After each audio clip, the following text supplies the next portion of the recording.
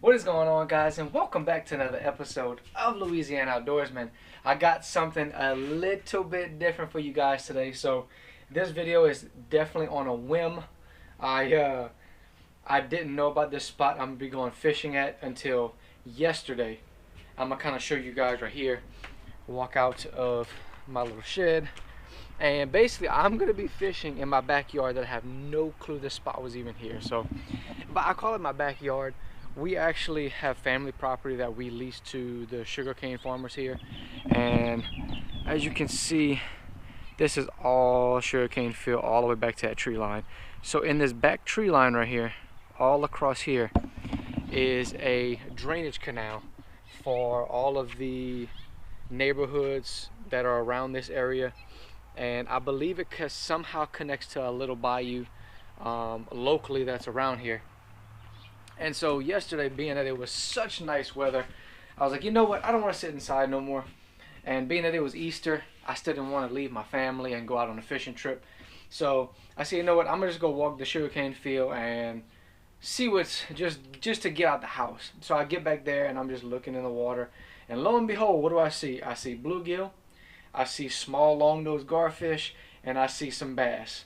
And I got super pumped because I've always wanted a spot super close where I can just go walk to basically and fish. If I don't catch anything, so what, I come back. No big deal, not a whole lot of gas loss or anything like that, and not a whole lot of time because it's literally right there behind my house. So I'm gonna go back there right now. It is about 2:30 in the afternoon, and I'm gonna go give it a try. I'm hoping these bluegill are hungry and these bass are hungry, because I'm gonna try for bass first and then bluegill, and see how it works from there. So stay tuned. I'm gonna strap this to my chest and bring y'all along on this little adventure. Stay tuned. Alright guys, as you can see, it's literally just this little bitty drainage canal, and it goes down there. I'm gonna walk the bank. The only bad thing about here is if I catch a fish, I gotta try to get up this humongous steep bank. I don't know if you guys can see it down there, but right there, there's a spotted gar. But I'll give it a go. I see some bluegill right now, and I'm sure there's bass lurking somewhere below these this grass and lilies and stuff like that. So we'll give it a go and start here and work our way down.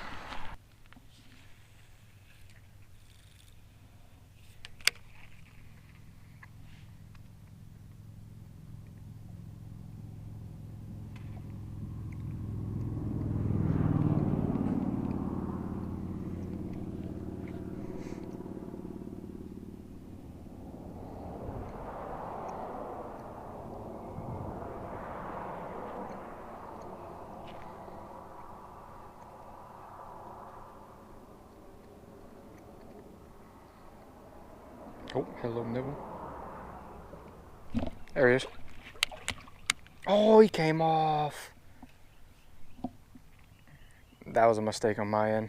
For one, I didn't set the hook hard enough, and for two, the for some reason my hand slipped, and when I went to kind of turn him, I went to turn him back this way to me because he was going that way. I accidentally hit my my release button, and it kind of threw him off and gave him some slack.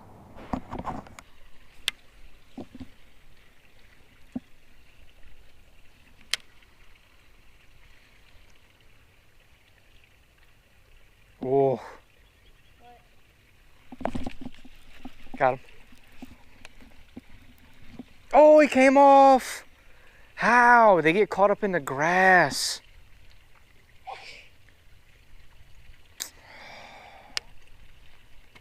I knew he was gonna be by that drainage pipe too.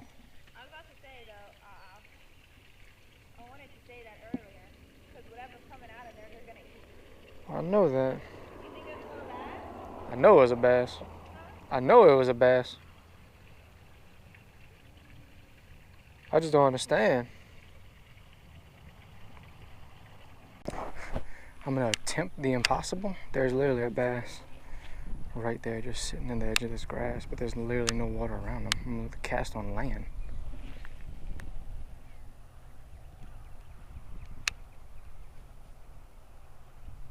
He ate it. I got him. Did he come off in the grass? Oh, had him. The grass was able to, I knew there was so much grass in there he would come unhooked. God dog it, that's frustrating. The first solid hookup.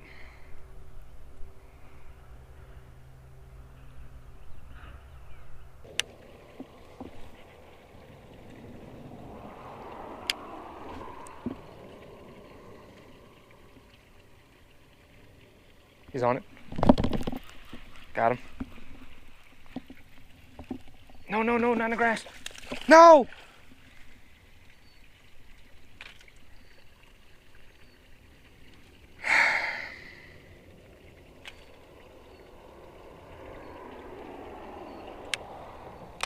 This is insane.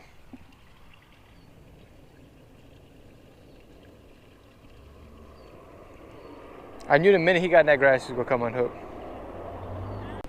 Alright. Let's see what I could do bluegill wise.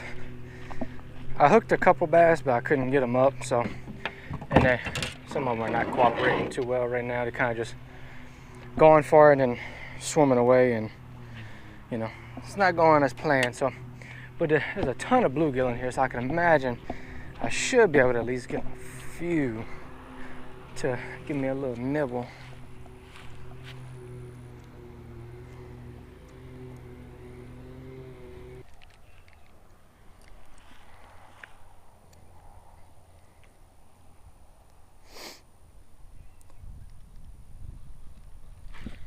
There we go. Finally. Sweet baby Jesus, that was a long time coming. We wanted it too. It's not the biggest of bluegills in here, but what is in here is fun to catch. Little bit sunfish. Like I said, literally, my house is right on that. I don't know if you guys can see it or not, but on the other side of that tree line. And like I said, these little canals, I've been trying. They're just so, they're plentiful in here. They're just so sketchy. But man, that felt good to catch a fish, even though it's a tiny little bluegill. But another thing is to get them back, just to give them a little heave. Bam. So graceful.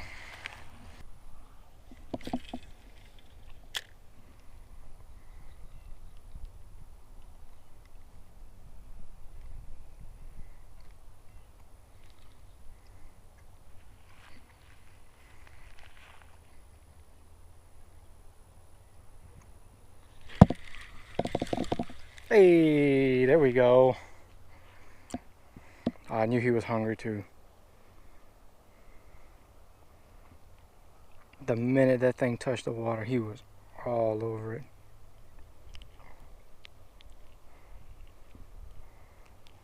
That's a nice little sunfish. This isn't a bluegill. I want to say it's maybe a chickapin with the black dot on his ear. Nice and healthy. I mean, they're not big in here, but it's so much fun to catch them though. Like I said, they're all maybe this size or maybe hand size, but nothing to eat in here, that's for sure. This is just fun in the backyard, so.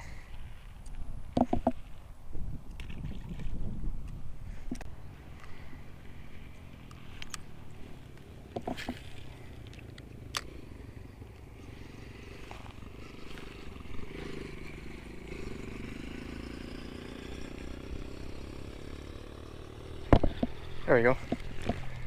A nice little bass. A nice little bassy. I've been after you all day. I watched him eat it too. That's the best thing about this water right here, is you can watch him eat it. It's so clear. He's hooked pretty good in the corner of the mouth. I didn't think he was hooked that good. I said they're not big, but they do have bass bigger than that in here, but nonetheless, nice little largie. Like I said, not even maybe a half a pound, if that, but super fun to catch, man. Try to bring him back a little graciously, give him a little dive. Boop. Give that about an 8 out of 10. That boy was graceful. That'd be convenient. This wind is a killer too. Ooh, this should be it right here. That should be it right here. There he is. Oh no, come on. Come up. Oh, he's stuck. I'm gonna have to go down there and get him. Oh no, this thing is a slippery slope too. This is super steep. Yeah. Oh, this is gonna be a disaster. Leave my pole right here, actually.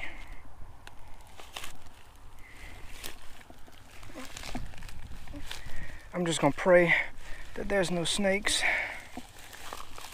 and pray that I can get back up here, because all I'm doing now is sliding.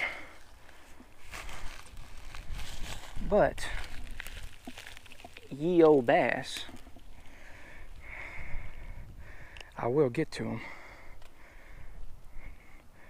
A little bit different, a little bit bigger than the last one. Oh, I'll say about maybe the same size actually, but nice little bass nonetheless. At least I ain't gotta chunk him from, you know, way up there. So, but he's been through traumatic enough experience. Throw him back.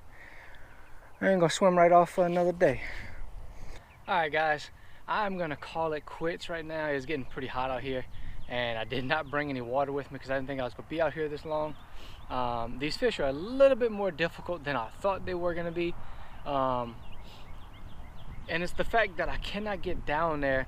Because when you brim fish, you want to be able to be almost on top of them. That way you can pick straight up and have no slack in your line. With this, especially with the wind blowing my cork the whole way, is basically just like a kite, and there's no tension whatsoever. I gotta cross my fingers that they actually take the whole thing and just run with it to where I can have not as much slack in my line. So that's another issue I was running into.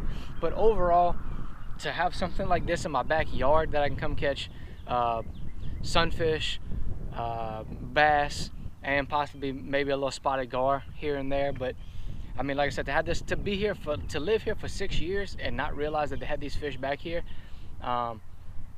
is quite incredible. And I've always seen people fishing back here, or like little kids fishing back here, but I never thought that they had this. So for a short like couple hours that I spent out here, I know I didn't catch many fish, but I hope you guys did enjoy the fish I did catch. And some of them I did miss. I should have had actually 4 bass and 2 extra bass and 2 extra bluegill. I missed 2 bass on the, well, I didn't miss them, but they came off when I was fishing with the actual little baby brush hog on the open face bait caster. And then 2 brim got off whenever I was using the cork and the jig. So I could have had a total of maybe 8 fish total, but ended up I think like 4 or 5, which I'm happy with, only coming out here for maybe an hour or 2. And let me know if you guys want me to come back here. I'll try my best to be able to see what else I can do to get these fish to bite. It's just really hard to work around this grass. And maybe if it was less windy, I might have had more luck. But you know, like I said, I can't complain too much for having to literally just come out to my backyard, catch these fish, and be able to go right back. So I'm gonna get me some water because it's starting to heat up here in Louisiana and I am thirsty. So I will catch you guys on the next episode of Louisiana Outdoorsman.